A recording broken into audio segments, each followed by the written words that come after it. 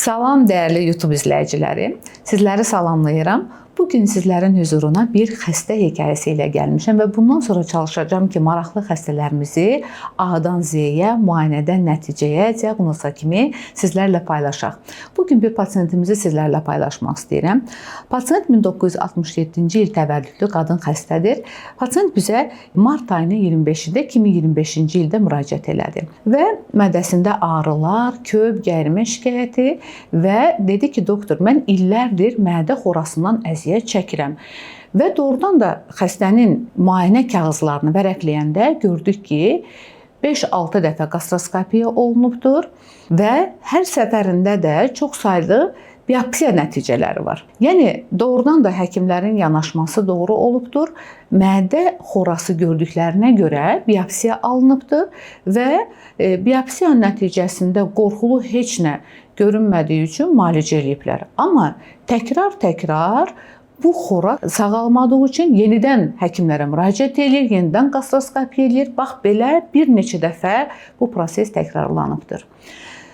Və doktor son ümid, son çarəsiz siz dedi və biz də yenə də neyniyək? Əsas silahımız, əsas müayinə metodumuz gastroskopiya müayinəsini icra elədik. Gastroskopiya müayinəsini icra eləyən zaman, bax, burada da görəcəksiniz ki, doğrudan da böyük xora sahələri izlədik. Və mədədə olan xora sahəsi doğrudan da çox böyük idi.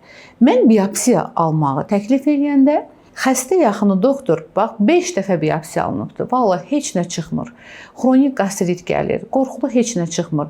Bəlkə bu səfər almayın, xahiş edirik. Biz istəyirik ki, almayasınız. Siz müalicə eləyin.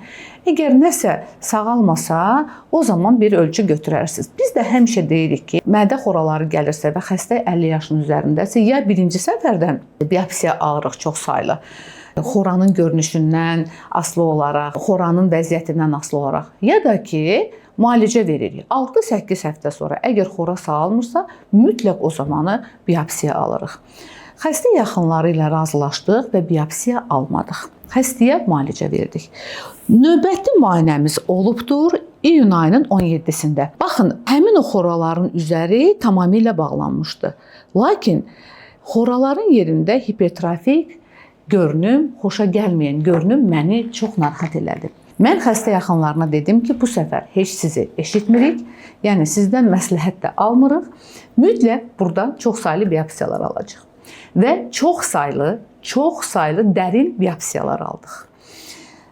Və patostoloqa təbii ki, göndərdik.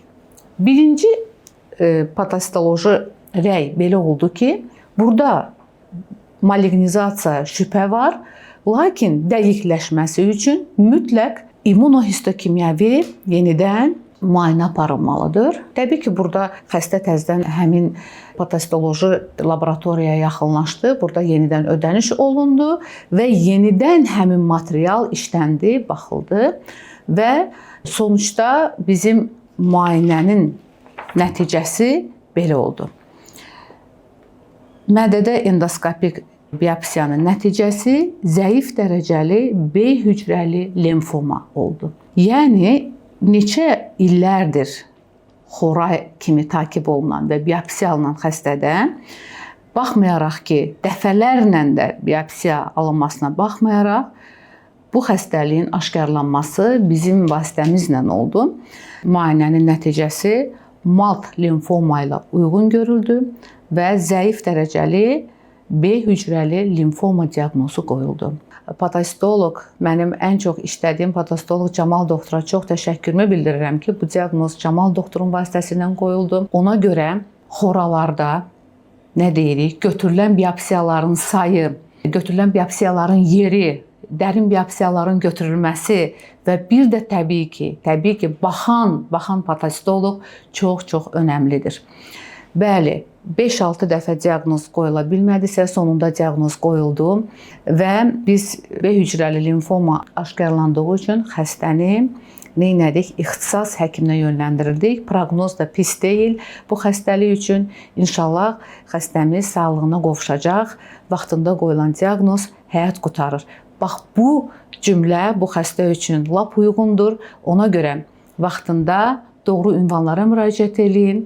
Diaqnoz qoyulsun ki, sağlam qalasınız.